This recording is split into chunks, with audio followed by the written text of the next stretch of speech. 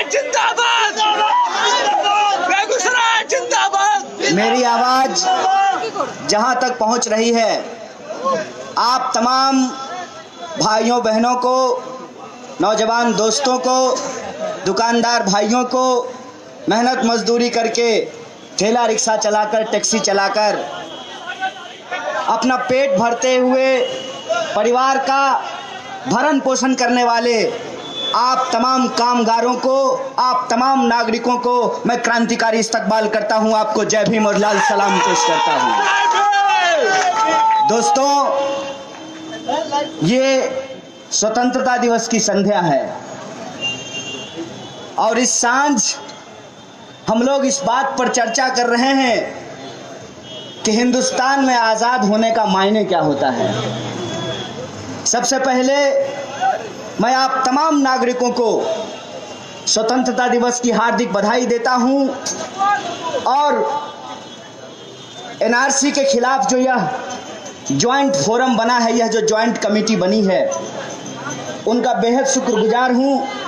उनको धन्यवाद देता हूं कि उन्होंने इस मार्च की शुरुआत रक्षाबंधन से किया है और रक्षाबंधन के संबंध में मैं आप तमाम लोगों को एक बात बताना चाहता हूं कि हिंदुस्तान में रक्षाबंधन कभी भी एक धर्म का त्योहार नहीं था। रक्षाबंधन के संबंध में आप लोगों को मालूम होगा कि रानी रत्नावती ने हुमायूं को राखी बांधी थी। रक्षाबंधन के त्योहार के संबंध में अभी आपको साथी प्रसेनजीत ने बताया कि जब बंगाल का विभाजन किया गया 1905 में, उसके विरोध में रविंद्रनाथ टैगोर ने हिंदुओं और मुसलमानों को आपस में राखी बांधने की सलाह दी थी। उस परंपरा को याद करते हुए यह मार्च ठाकुरबाड़ी से चलकर राजा बाजार पहुंचा है और इस मार्च का अपना एक उद्देश्य है। उद्देश्य यह है कि किसी भी कानून के नाम पर, हिंदुस्तान में किसी भी नियत के नाम पर हिंदू और मुसलमान को जो लड़ाने की साजिश की जा रही है, इस साजिश का पर्दाफाश किया जाए, इसका विरोध किया जाए, इसकी मुखालफत की जाए। दोस्तों, इस त्योहार का भी, रक्षाबंधन जो प्रेम का त्योहार है, इसका भी मैं आप तमाम लोगों को हार्दिक बधाई देता हूं, आपको शुभकामनाएं देता हूं। दोस्तों, आज जब हम एक साथ स्वतंत्रता दिवस और रक्षाबंधन मना रहे हैं, निश्चित तौर पे हिंदुस्तान में आज़ादी की क्या स्थिति है और प्रेम के त्योहार को मनाते हुए आज लोगों के बीच में प्यार का कितना असर है, इसका मूल्यांकन होना बहुत जरूरी है। और अगर हम हिंदुस्तान में आज़ादी को याद कर रहे हैं, उस दिन को याद कर रहे हैं 15 अगस्त 1947 को जब देश आज़ाद हुआ, तो हमें यह भी याद करना पड़ेगा कि यह आज़ादी हमको मिली कैसे। हिंदी का एक मशहूर गाना है, परदेसी ये बात न पूछो कैसे हम आज़ाद हुए, कितने माँ की गोद लुट गई, कितने घर बर्बाद हुए। ये जो आज़ादी मिली है, ये मुंह से बोल देने से नहीं मिली है। ये आज़ादी सिर्फ फेसबुक का प्रोफाइल पिक बदल देने से नहीं मिली है। बिल्कुल। ये आज़ादी हाथ में तिरंगा लेकर एक बाइक पे ट्रिपलिंग करके बिना हेलमेट के सिग्नल तोड़ने से नहीं मिली है। ये आज़ादी लोगों ने अपने कैरियर को दांव पर लगाया। भगत सिंह के बारे में आप लोग जानते होंगे। भगत सिंह, जिनको शहीद आजम कहा जाता है, जब वो कॉलेज में पढ़ते थे तो अपने क्लास के सबसे बेहतरीन स्टूडेंट थे। अगर वो चाहते तो वो भी पढ़ाई खत्म करके बहुत अच्छी नौकरी ले सकते थे, टाई लगा करके, हैंडसम बन करके, अंग्रेजों को गुड मॉर्निंग गुड इवनिंग कह करके बहुत पैसा कमा सकते थे। लेकिन उन्होंने कहा, जिस देश की जनता गुलाम हो, उस देश के नौजवानों को अपने कैरियर की चिंता नहीं करनी चाहिए, उनको देश की चिंता करनी चाहिए। ये देश है खुदीराम बोस का। जिस उम्र में खेलना अच्छा लगता है, जिस उम्र में मोहब्बत करना अच्छा लगता है, जिस उम्र में सिनेमा देखना अच्छा लगता है, उस उम्र में खुदीराम बोस बम बना रहे थे और अंग्रेजों के ऊपर बम फेंकने के चलते उनको फांसी के फंदे पे झूलना पड़ा था। यह देश है जिस देश की कुर्बानी में हर जाति और धर्म के लोगों ने अपना जीवन न्यौछावर कर दिया था। यह आजादी खैरात में नहीं मिली है, यह आजादी बड़े मेहनत से मिली है। और आज जब हम उस आजादी को याद कर रहे हैं तो सबसे पहले हमको यह समझने की जरूरत है कि हम गुलाम कैसे हुए थे, अंग्रेजों का शासन कैसे स्थापित हुआ था। और जब आप उस दौर को याद करेंगे तब आपको अपने आप पता चल जाएगा कि आज ये सरकार हमारे साथ इस तरह की साजिश क्यों रच रही है। अंग्रेज आए थे सूट पहन करके मुगलों के दरबार में, भारत को गुलाम बनाने के नाम पर नहीं, दुकान खोलने के नाम पर आए थे, व्यापार करने के नाम पर आए थे। 2014 में जब मोदी जी भाषण दे रहे थे तो ये नहीं कह रहे थे कि वो एनआरसी लाएंगे और 370 हटाएंगे। वो कह रहे थे कि हम डेवलपमेंट लेकर के आएंगे, रोजगार लेकर के आएंगे, 15 लाख आपके खाते में पहुंचाएंगे, काला धन खत्म करेंगे। इस नाम पर वोट लेकर के गए थे। अंग्रेज जब आए थे तो कहा था हम रेलगाड़ी चलाएंगे, हम डाक खानों का विस्तार करेंगे, हम सड़कें बनाएंगे, हम कपड़ों का मिल लगाएंगे। ये नहीं कहा था कि हम हिंदुस्तानियों को गुलाम बनाएंगे, हिंदुस्तानियों की धन संपदा लूटकर एक रेस्तरां बनाएंगे जिसके बाहर ये लिखेंगे कि इसमें कुत्ते और भारतीय घुस नहीं सकते हैं। आज हमारे साथ ये नहीं हो रहा है कि जो हिंदुस्तान में पैदा हुए, जिनके बाप दादा हिंदुस्तान के थे, आज उन लोगों को कहा जा रहा है कि एनआरसी के नाम पे तुमको हिंदुस्तान से बाहर करेंगे। इस बात को आप सोच करके देखिए। और अंग्रेज जब यहां व्यापार करने के लिए आए तो उनको कुछ ही दिनों में पता चल गया कि इस देश में डाइवर्सिटी बहुत ज्यादा है, विविधता बहुत ज्यादा है। एक ही राज्य में जो एक भाषा बोली जाती है, उसके उत्तर में जब आप जाएंगे तो भाषा किसी और तरीके से बोली जाएगी, और दक्षिण में जब जाएंगे तो भाषा किसी और तरीके से बोली जाएगी। मतलब पूरे बंगाल में एक ही बांग्ला नहीं बोला जाता है। बंगाल का कौन सा हिस्सा किस राज्य के नजदीक है और वहां कौन सी भाषा बोली जाती है, उसका प्रभाव उसके ऊपर दिखाई देता है। ये आपके विधायक जी इतना बढ़िया हिंदी क्यों बोल रहे हैं? क्योंकि बिहार से सटा हुआ इनका घर है। ये हिंदुस्तान की खासियत है। एक ही धर्म में आपको अलग अलग तरह के लोग मिलेंगे। अगर आप मुसलमान की ही बात कर लेंगे, खान, पठान, अंसारी, शिया, सुन्नी, अहमदिया, तरह तरह के लोग मिलेंगे। देवबंदी, बरेलवी, तरह तरह के लोग आपको मिलेंगे। अगर आप हिंदुओं की बात कर लेंगे तो आपको शाकाहारी हिंदू भी मिलेंगे और मांसाहारी हिंदू भी मिलेंगे। आपको राम को मानने वाले हिंदू भी मिलेंगे, आपको शिव को मानने वाले हिंदू भी मिलेंगे। आपको वो हिंदू भी मिलेंगे जो जलाते नहीं दफनाते हैं। और ये मैं मजेदार बात आपको बोल रहा हूं।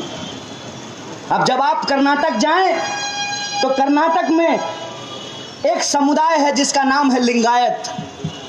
हम लोग कहते हैं कि वो हिंदू हैं, वो कहते हैं कि हम पूरी तरह से हिंदू नहीं हैं। और जब आप देखेंगे कि उनके घर में कोई मरता है तो उस लाश को वो जलाते नहीं हैं, उनका अपना कब्रगाह है। और मैं ये बात बोल रहा हूं, ध्यान से इस बात को सुनिएगा। वो जब उनके घर में कोई मरते हैं लिंगायत समुदाय के लोग, तो उसको कब्रगाह में ले जाते हैं, उसको दफन करते हैं। और जो दफन करने के बाद या तो गरीब लोग हैं तो मिट्टी से एक टीला बना देते हैं, अगर अमीर लोग हैं तो मार्बल मंगा करके उसके ऊपर लगा देते हैं। उस टीले के ऊपर भगवान शिव की शिवलिंग रख दी जाती है। ये परंपरा भी हिंदुस्तान की परंपरा है। जब अंग्रेजों ने देखा कि ये देश इतना विविध है तो इस देश पे राज कैसे किया जाए, इस देश पे शासन कैसे किया जाए, तो अंग्रेजों ने एक तरकीब निकाली, जिस तरकीब का नाम है डिवाइड एंड रूल। फूट डालो राज करो। और यह जो फूट डालो राज करो की परंपरा है, अंग्रेजों से अगर ईमानदारी से कोई सीखा है तो वो भाजपा है, वो ये संघ परिवार के लोग हैं। अब आप पूछिए कि ये फूट डालो राज करो की नीति इतना बढ़िया ये सीख कैसे लिए, क्योंकि पढ़ने लिखने में भारी कमजोर होते हैं। मोदी जी अपना सर्टिफिकेट आज तक नहीं दिखाए हैं। तो एक बात बताइए, आपके घर में यदि तोता हो तो तोता को अगर बार बार बोलिएगा मिट्ठू बोलो राम, तो तोता भी बोलेगा मिट्ठू बोलो राम। तोता मिट्ठू बोलने लगता है। ये आजादी के आंदोलन में नहीं थे, ये अंग्रेजों के साथ बैठ करके चाय पे चर्चा कर रहे थे, इसीलिए फूट डालो राज करो की नीति को बहुत अच्छे तरीके से सीख लिए हैं। और इसका एक उदाहरण मैं आपको बताता हूं। बहुत आसानी से जब हम लोग आपस में लड़ रहे थे, उसका फायदा उठा करके अंग्रेजों ने इस देश पर 200 साल तक राज किया। और अंग्रेज जब जाने लगे तो कहा कि कुछ ऐसा करके जाते हैं कि 15 अगस्त को जब ये लोग आज़ादी का जश्न मनाएं तो हमको याद नहीं करें, एक दूसरे को गाली देते रहें। एक बात सोच करके हमको बताइए, 14 अगस्त को पाकिस्तान को आज़ादी ब्रिटेन से मिली, 15 अगस्त को हिंदुस्तान को आज़ादी ब्रिटेन से मिली, लेकिन 14 अगस्त को आप पाकिस्तानी चैनल खोल करके देखिए तो वो हिंदुस्तान को गाली दे रहे हैं, और 15 अगस्त को हिंदुस्तानी चैनल खोल करके देखिए तो वो पाकिस्तान को गाली दे रहे हैं। आज़ाद हुए ब्रिटेन से, लड़े थे अंग्रेजों के खिलाफ, और गाली एक दूसरे को क्यों निकाल रहे हैं? क्योंकि अंग्रेजों ने कहा कि हम तो जा रहे हैं लेकिन फूट डालो का बीज छोड़ करके जा रहे हैं। आप सोच करके हमको इस बात को बताइए कि जो बात 1947 में कही जा रही थी पार्टीशन के वक्त, क्या आज उन्हीं बातों को नहीं दोहराया जा रहा है? और किसके नाम पे दोहराया जा रहा है? धर्म के नाम पे दोहराया जा रहा है। एक बात सोच करके हमको बताइए, जिन्ना साहब कभी मस्जिद नहीं गए थे, अचानक से उनको इस्लाम की याद क्यों आ गई थी? सोचे हैं इस बात पे कभी? और हिंदू महासभा का नेता सावरकर कभी मंदिर नहीं गया था, अचानक से उसको हिंदुओं की कैसे याद आ गई थी? अपने दिल पे हाथ रख करके एक बात हमको बताइए, अगर कोई सच्चा धार्मिक व्यक्ति है, चाहे वो मंदिर जाता हो या मस्जिद जाता हो, चाहे वो गुरुद्वारा जाता हो या चर्च जाता हो, एक सच्चा धार्मिक व्यक्ति कभी भी इस बात से खुश नहीं हो सकता कि उसके धर्म के नाम पर, उसके भगवान के नाम पर लोगों का खून बहाया जाए। इस बात को आप महसूस करना शुरू कीजिए। धार्मिक होने का मतलब सांप्रदायिक होना नहीं होता है। यह जो कांवरिये कांवर लेकर के जल उठा करके जा रहे हैं, ये सांप्रदायिक लोग नहीं हैं, ये धार्मिक लोग हैं। और कई बार धर्म तो हम लोग फैशन में भी करने लगते हैं ना, आनंद में भी करने लगते हैं, देखा देखी में भी करने लगते हैं। बाबूजी अगर 5 वक्त के नमाजी हैं तो बेटा अगर उनको फॉलो करता है तो वह भी 5 वक्त का नमाजी बन जाता है। बाबूजी अगर रिलीजियस हैं, माँ अगर रिलीजियस है तो बच्चा भी धीरे धीरे रिलीजियस बन जाता है। हमारा देश एक रिलीजियस देश है, और रिलीजन को अपनाने के लिए किसी पाठशाला में जाने की जरूरत नहीं है। आप परिवार में ही रिलीजन को अपने आप अपना लेते हैं। हमारा जो एक एक त्योहार है, उस त्योहार में हमको हमारा रिलीजन पता चलता है, हमारे नाम से हमारा रिलीजन पता चलता है, हमारे रिचुअल से हमारा रिलीजन हमको पता चलता है। रिलीजियस होने में कोई बुराई नहीं है, लेकिन रिलीजन के नाम पे खून खराबा करने में बुराई है। ये रिलीजन के भी खिलाफ है और ये इंसानियत और मानवता के भी खिलाफ है। इस बात को हमको समझना चाहिए। और एक बात और मैं आपको बताता हूं, डरने की बिल्कुल भी जरूरत नहीं है, बिल्कुल भी मत घबराइए। मैं किसी भी जलसे में जाकर, किसी भी मंच पे जाकर हिंदुस्तान की आवाम को डराता नहीं हूं। इसलिए नहीं डराता हूं क्योंकि हमको पता है कि ये सिर्फ शोरगुल है, ये सिर्फ हवाबाजी है, इससे होना कुछ नहीं है। ये बात मेरी मान लीजिए आप। हिंदुस्तान में इस तरह की कोई चीज नहीं चलने वाली है जो एक्सट्रीमिज्म पे आधारित हो, जो अतिवाद पे आधारित हो। इस बात को आप जान लीजिए। जब मुगल आए थे हिंदुस्तान तो उनको भी ये बात समझ में आ गई थी कि तलवार के नोक के दम पर तो इस देश को राज नहीं कर सकते हैं। इसीलिए अकबर की शादी जब हुई जोधाबाई से, तो खुद अकबर 1 महीना कृष्ण का झूला सावन में झूलाते थे बैठ करके। और जब दुनिया के दूसरे बादशाहों ने अकबर से पूछा कि कौन से मुसलमान हो, तो अकबर ने कहा कि हिंदुस्तानी मुसलमान है।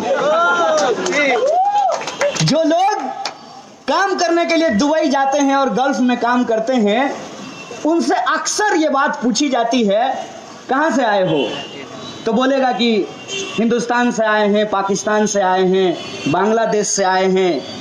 तो कहेगा कि तुम लोग सब बुत परस्त मुसलमान हो।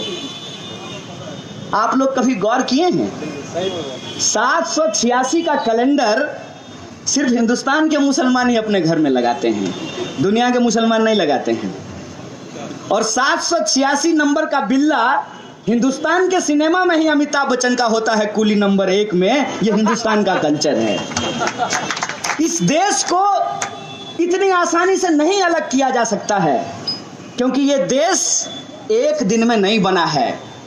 आरएसएस 1925 में बना, उससे पहले भी देश था। और आरएसएस जब खत्म हो जाएगा तब भी ये देश रहेगा। ये देश की खासियत होती है। बीजेपी 1980 में पैदा हुई, उससे पहले भी देश था। हो सकता है कि बीजेपी 5-10 साल में निपट जाए, तब भी देश रहेगा, क्योंकि ये देश की खासियत होती है। जो लोग आज देश को नहीं समझ रहे हैं, असल वो लोग घबरा रहे हैं। मुझे तो कोई घबराहट नहीं होती है। मुझे इसलिए नहीं घबराहट होती है कि ये देश गांधी का देश है।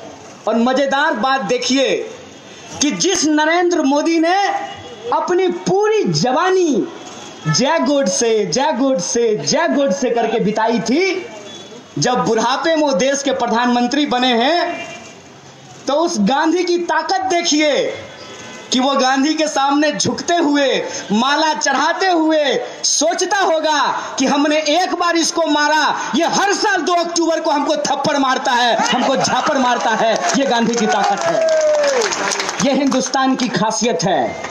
जिसको हिंदुस्तान समझ में नहीं आ रहा, वो डर रहे हैं या वो लोगों को डरा रहे हैं। मैं कहता हूं, न डरने की जरूरत है, न डराने की जरूरत है। ये देश हमारा है, ये देश हमारा था और ये देश हमारा रहेगा। इस देश को हम किसी भी सूरत पे बंटने नहीं देंगे, इस देश को हम किसी भी सूरत पे टूटने नहीं देंगे। अरे एक बार तो कोई भी किसी को अपने जाल में फंसा लेता है। हम एक बार जिन्ना और सावरकर के जाल में फंस गए, अगली बार हम नहीं फंसने वाले हैं। बिल्कुल, अगली बार हम नहीं फंसने वाले हैं, क्योंकि वो इतिहास आज हमारे सामने है। इसीलिए जब आज 15 अगस्त है और मैं बंगाल की पवित्र भूमि पे खड़ा हूं, तो मैं आप तमाम लोगों को एक बात याद दिलाना चाहता हूं। अगर विभाजन का सबसे ज्यादा दर्द इस देश में किसी राज्य ने झेला है, तो वो बंगाल की धरती है और वो पंजाब की धरती है। पंजाब में एक बार ऑलरेडी एक आंदोलन खड़ा हुआ, वो आंदोलन दबा और उसका दंश पंजाब झेला था। बंगाल में वही कोशिश आज हमारे साथ की जा रही है। याद कीजिए कि बंगाल जब पार्टीशन होने की बात शुरू हुई 1946 में, कितना बड़ा दंगा हुआ था। पूरा का पूरा कलकत्ता जल रहा था और गांधी को नौवा खली आकर के बैठना पड़ा था उस दंगे को शांत कराने के लिए। तब तो जिन्ना नहीं आए थे, सावरकर भी नहीं आया था, गोडसे भी नहीं आया था, हेडगेवार भी नहीं आया था, और वो तमाम लोग जिनको आज मोदी जी पूजते हैं वो तो नहीं आए थे उस दंगे को बंद कराने के लिए। वो महात्मा एक डंडा लेकर के हिंदुस्तान में उस दंगे को शांत कराने के लिए बंगाल की धरती पर आया था। आप इस बात को समझिए कि भाजपा फिर से बंगाल को विभाजन के उस दौर में ले जाना चाहती है। इसीलिए बार बार हिंदू मुसलमान के नाम पे इस देश को तबाह करने की कोशिश की जा रही है, क्योंकि असली मकसद ये है कि लोग आपस में धर्म के नाम पे लड़ते रहें, लेकिन उनके जीवन में जो बेकारी आई है उसके खिलाफ वो कोई लड़ाई ना लड़ें। उनके जीवन में जो गुर्बत बढ़ी है, जो गरीबी बढ़ी है, उसके खिलाफ वो कोई लड़ाई ना लड़ें। किसान जो आज आत्महत्या कर रहे हैं, किसान के बच्चे सड़कों पे ना निकलें। बड़ी मुश्किल से पढ़ने के बाद, इंजीनियरिंग करने के बाद, MBA करने के बाद डिग्री लेकर के आप दर दर भटक रहे हैं, लेकिन नौकरियां नहीं मिल रही हैं। 100 में से 45 लोग आज बेकार हैं।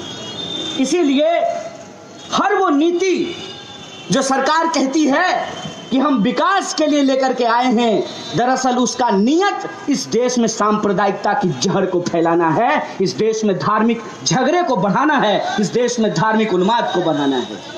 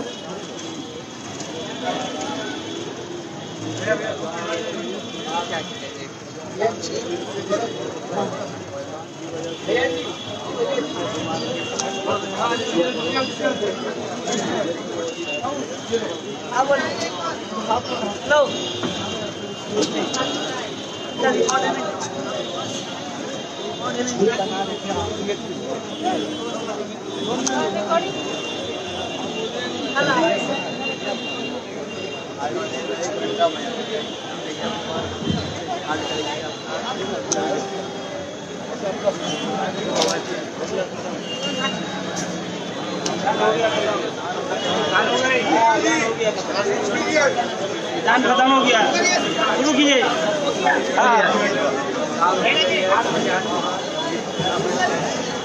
तो नीति चाहे कुछ भी लाई जाए और प्रधानमंत्री के द्वारा यह दावा किया जाए कि यह विकास के लिए लाया जा रहा है, लेकिन उसका नियत विकास और न्याय नहीं, समाज में नफरत और उन्माद को फैलाना है। लेकिन सवाल यह है कि आप इन नीतियों का विरोध कैसे करेंगे। जैसे 3 तलाक का जब बिल लाया गया तो सरकार ने कहा कि हम मुस्लिम महिलाओं को न्याय दिलाना चाहते हैं। अब बताइए कौन ऐसा व्यक्ति होगा जो किसी भी प्रक्रिया को जो न्याय दिलाने की बात की जा रही हो उसका विरोध करे? कोई उसका विरोध नहीं करेगा। लेकिन क्या नियत यही है? क्या वो सचमुच मुस्लिम महिलाओं को न्याय दिलाना चाहते हैं? इस पे आप विचार कीजिएगा। अगर महिलाओं को न्याय दिलाना इनकी प्राथमिकता होती तो कुलदीप सेंगर को ये बचा नहीं रहे होते।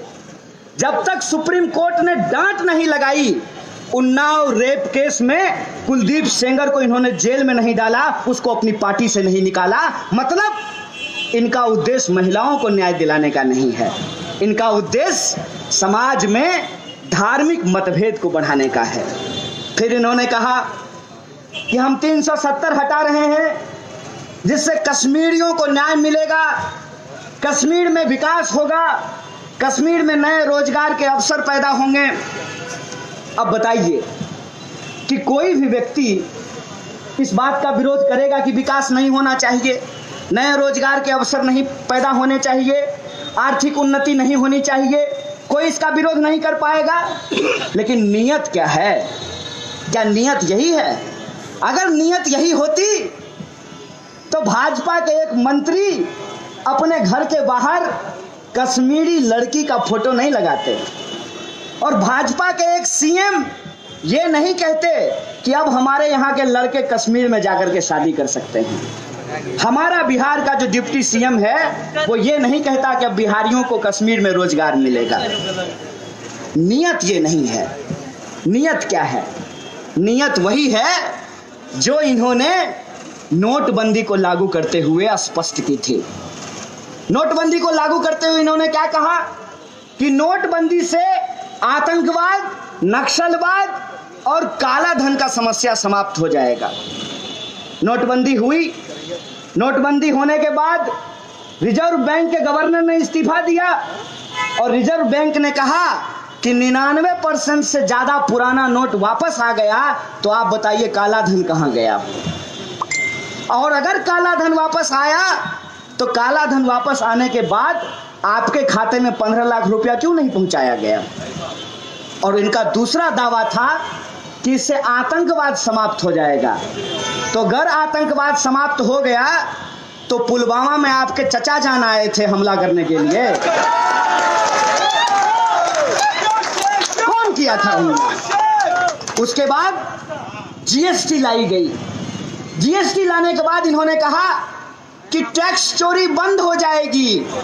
और अभी सरकार ने कहा कि जो सीएसआर की चोरी करेगा, कॉर्पोरेट सोशल रिस्पॉन्सिबिलिटी नाम का एक टैक्स होता है जो कॉर्पोरेट घरानों के ऊपर लगाया जाता है। अगर सीएसआर की चोरी करता हुआ जो पकड़ा जाएगा उसको जेल में डाला जाएगा।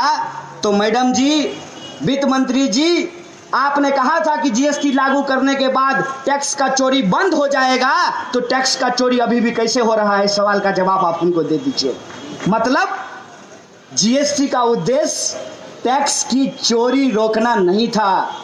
जीएसटी का उद्देश्य यह था कि इस देश में लाखों करोड़ों लोग जो छोटे छोटे व्यवसाय से जुड़े हुए हैं, जो कांटी बनाते हैं, नट बनाते हैं, प्लास्टिक का खिलौना बनाते हैं, छोटा छोटा व्यवसाय करते हैं, छोटी छोटी फैक्ट्री चलाते हैं जहां 10, 15, 20, 25, 50 मजदूर काम करते हैं, जो छोटे छोटे कपड़ों के उद्योग हैं, जो छोटे छोटे टूल्स बनाने के उद्योग हैं, जो छोटे छोटे घर के जरूरी काम में आने वाले चीजों का उत्पादन करने वाले जो उद्योग हैं, उन उद्योगों को तबाह कर दिया जाए और ये सारा पैसा लूट करके अंबानी और अदानी के खाते में पहुंचा दिया जाए। ये जीएसटी का उद्देश्य था।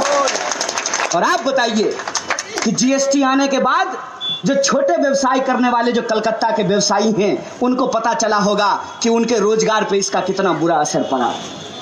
नोटबंदी का उद्देश्य यह था कि आपके पॉकेट से पैसा निकाल करके बैंकों में जमा कर दिया जाए। इसीलिए जब पहली बार आए थे तो कहा कि जनधन का खाता खुलवा लीजिए। लोग धड़ाधड़ जनधन का खाता खुलवा लिए। लगा इसी खाते में 15 लाख रुपया आने वाला है। और जनधन का खाता खुलवाने के नाम पर 500-500 रुपया लोगों से जमा करा लिया और अपने दोस्त नीरव मोदी को कर्जा दे करके उसको फ्लाइट पकड़ करके विदेश पहुंचा दिया। ये नोटबंदी का उद्देश्य था। यह नोटबंदी का उद्देश्य था कि जो आपका कैश है वो आपसे ले लिया जाए कैशलेस इकोनॉमी के नाम पर। और जब गरीब लोग खाता खुलवाने के बाद मिनिमम बैलेंस मेंटेन नहीं कर पा रहे थे तो कहा कि मिनिमम बैलेंस मेंटेन नहीं कीजिएगा तो फाइन देना पड़ेगा। तो हम बोले थे कि हमारा खाता खोल दो, हम बोले थे कि हमारा खाता खोलो। सरकार ने बोला कि खाता खुलवाओ, हम खाता खुलवाए और अगर मिनिमम बैलेंस हम नहीं रख पा रहे हैं तो सरकार से फाइन लो, हम फाइन नहीं देने वाले हैं। यह बात हमको बोलना चाहिए ना। और कौन मिनिमम बैलेंस मेंटेन नहीं करता है? बेरोजगार, स्टूडेंट, गरीब, रिक्शा चलाने वाला, ठेला चलाने वाला, महिला। अरे पति के पॉकेट से निकाल करके 100-100 रुपया का जो सेविंग करती है वही अपना मिनिमम बैलेंस नहीं मेंटेन कर पाती है ना। उससे ये हर साल करोड़ों रुपया फाइन से वसूल रहे हैं और वह जो फाइन का पैसा है वो माल्या और नीरव मोदी के ऊपर लुटा रहे हैं। ये है बैंकिंग सिस्टम।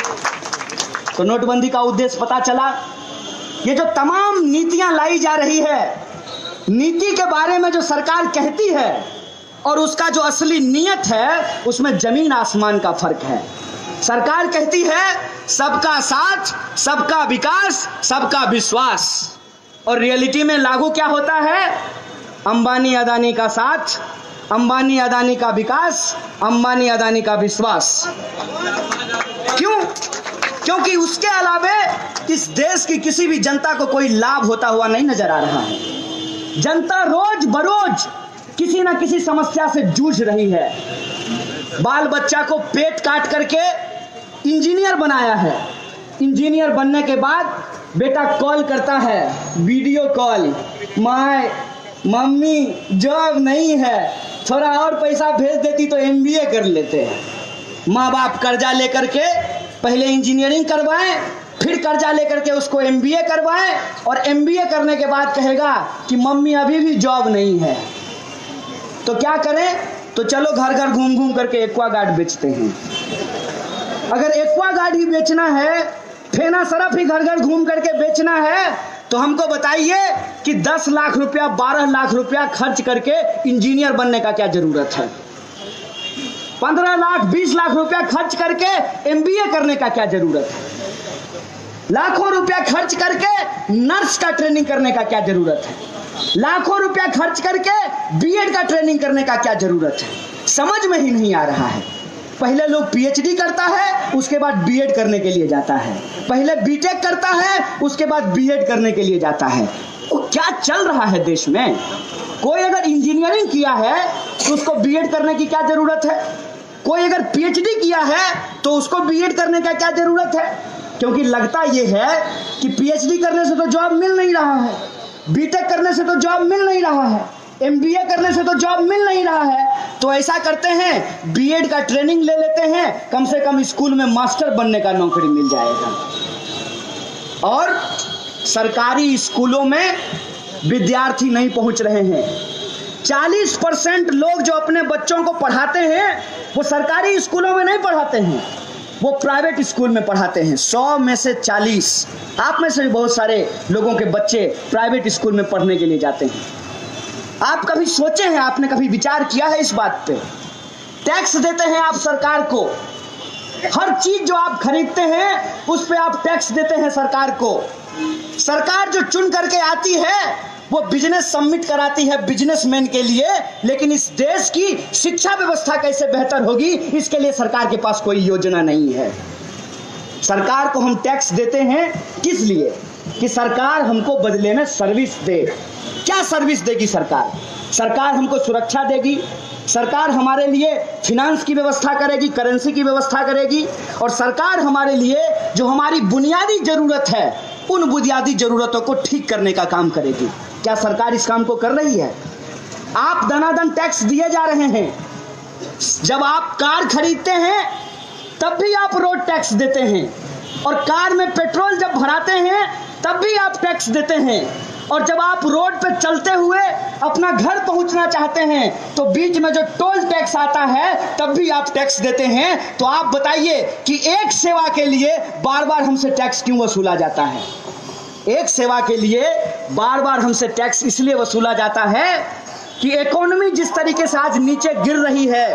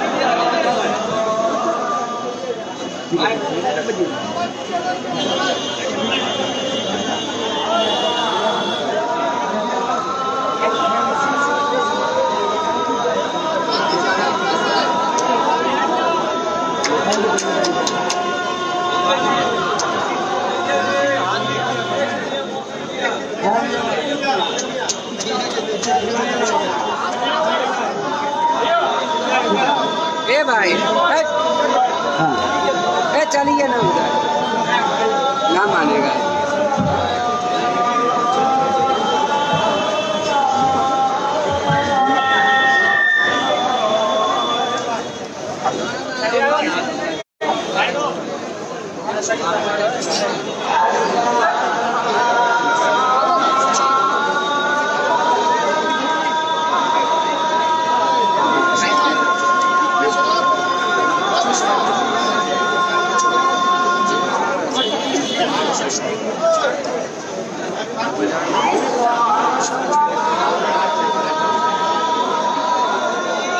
आगे से नहीं चला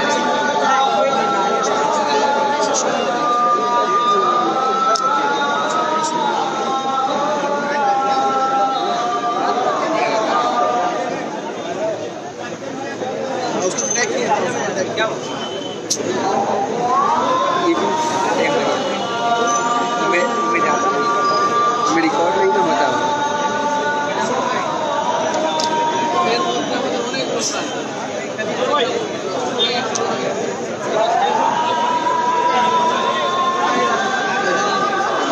भैया एक फोटो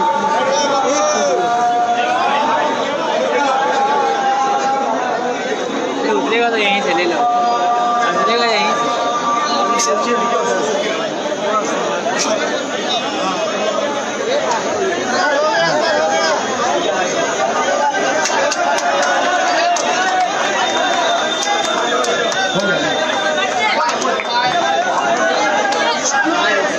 हमारा प्रश्न ये है कि एक बार जब हम कार खरीदते हुए रोड टैक्स दे दिए हैं तो दोबारा हमसे टोल टैक्स क्यों लिया जा रहा है? सरकार टैक्स हमसे लेती है और कर्जा अपने दोस्तों को देती है। वो दोस्त कौन है? वो दोस्त वो हैं जो चैनल के मालिक हैं। वो दोस्त वो हैं जिनके पास करोड़ों खरबों रुपया है और उस चैनल का इस्तेमाल करके, उस दोस्त का इस्तेमाल करके आज हमसे, हमारे दिमाग से हमारा मुद्दा ही मिटाने का कोशिश किया जा रहा है।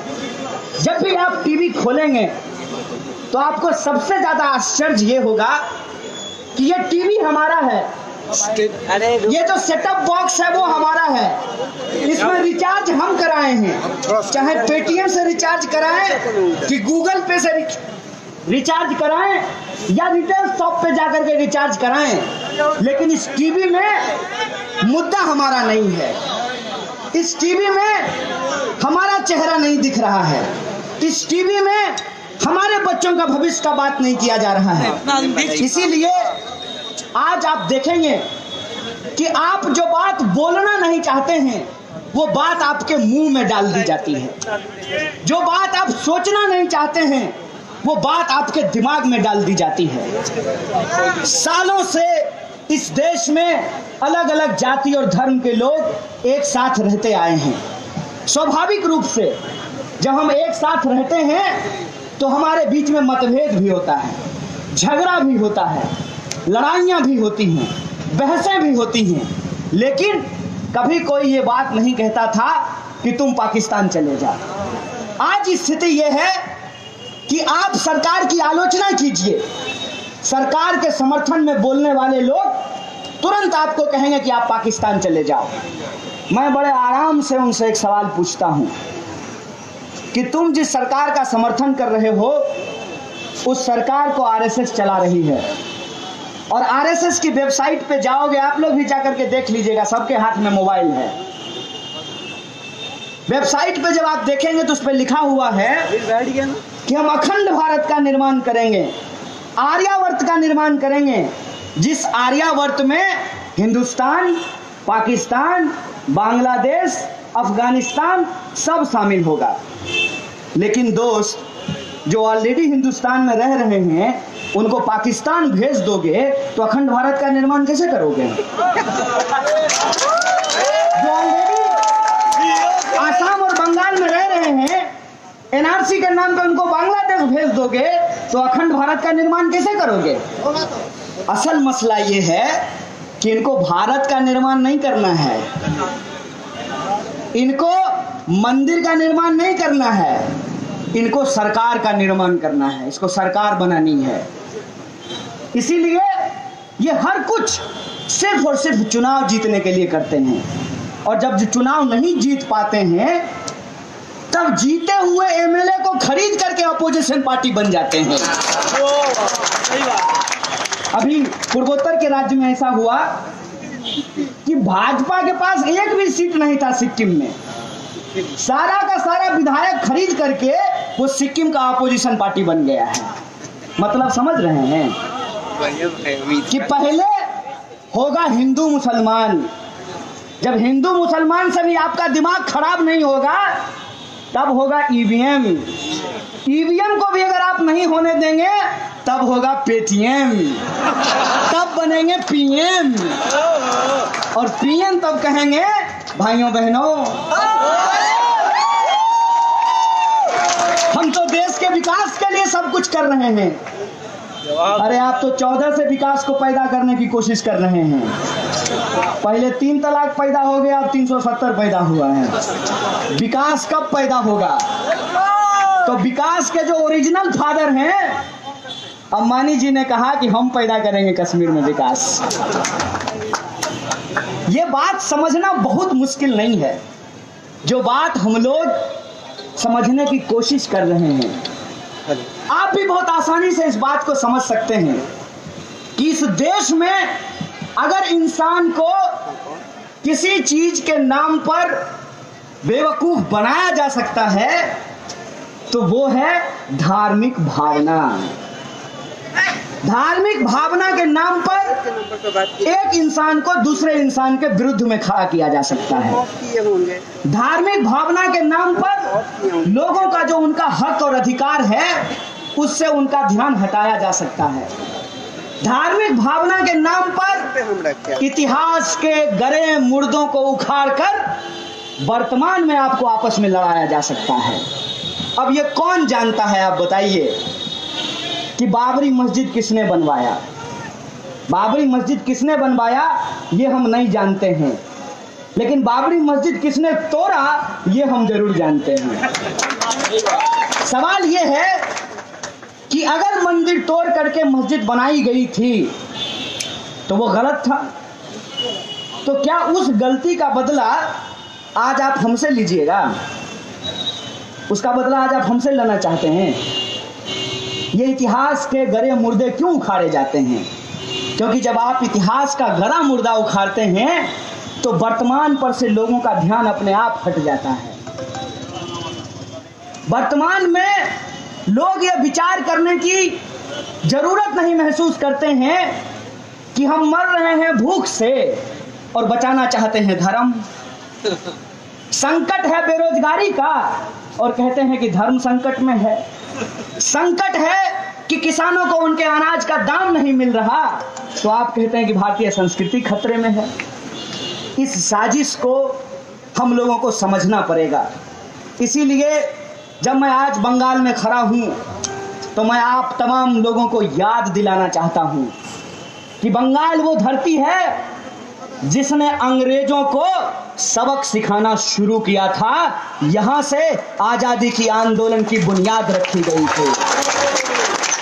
बंगाल वो धरती है जिसने आजादी के आंदोलन के बाद जब विभाजन हुआ तो सबसे ज्यादा दर्द झेला है। और बंगाल की ये सांस्कृतिक ताकत है कि पाकिस्तान ने ईस्ट बंगाल को अलग कर दिया हिंदुस्तान से धर्म के नाम पर।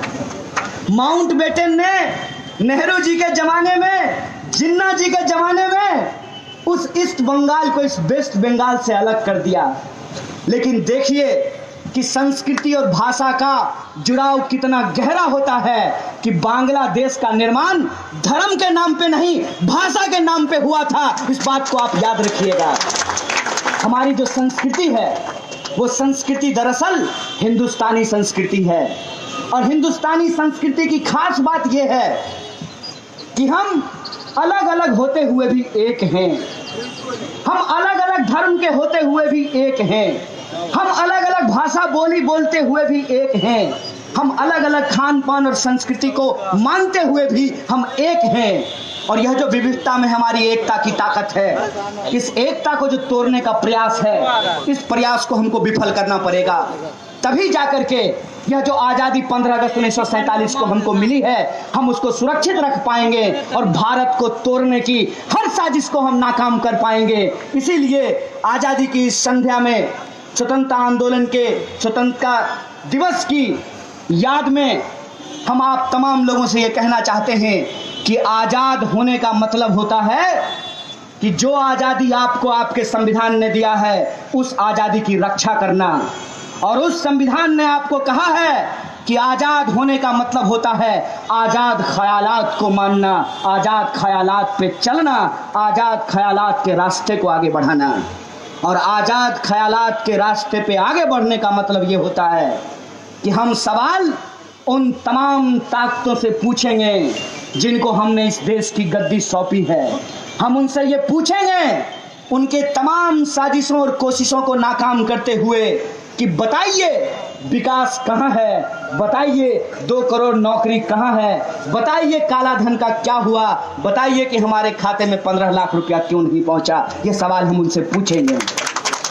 और आज़ाद भारत का नागरिक होने का मतलब, देश प्रेमी होने का मतलब सरकार की अंधभक्ति करना नहीं, बल्कि सरकार के आंख में आंख डाल करके सवाल पूछना होता है। और यही सवाल देश की जमहूरियत को जिंदा रखता है, यही सवाल देश के लोकतंत्र को जिंदा रखता है। इसीलिए जब आज आज़ादी को आप मना रहे हैं, 15 अगस्त को आप याद कर रहे हैं, स्वतंत्रता दिवस के दिन जब आप उस आज़ादी के तराने को गा रहे हैं, तो हम आपसे ये अपील करना चाहते हैं कि इस आज़ादी को जिंदा रखने के लिए, इस लोकतांत्रिक परंपरा को बनाए रखने के लिए जो सबसे ज़्यादा ज़रूरी है, वो ज़रूरी ये है कि अपने हुक्मरानों से, अपनी सरकारों से सवाल पूछा जाए, अपने हक और अधिकार के लिए सड़कों पर निकला जाए, अपनी नागरिकता की रक्षा के लिए तमाम तरीके के धरना, आंदोलन, प्रदर्शनों को किया जाए और इस संविधान की रक्षा करते हुए उस आवाज को, उस लड़ाई को, उस नारे को फिर से दोहराया जाए, जय जवान, जय किसान, जय संविधान। इन्हीं शब्दों के साथ मैं अपनी बात को खत्म करूंगा।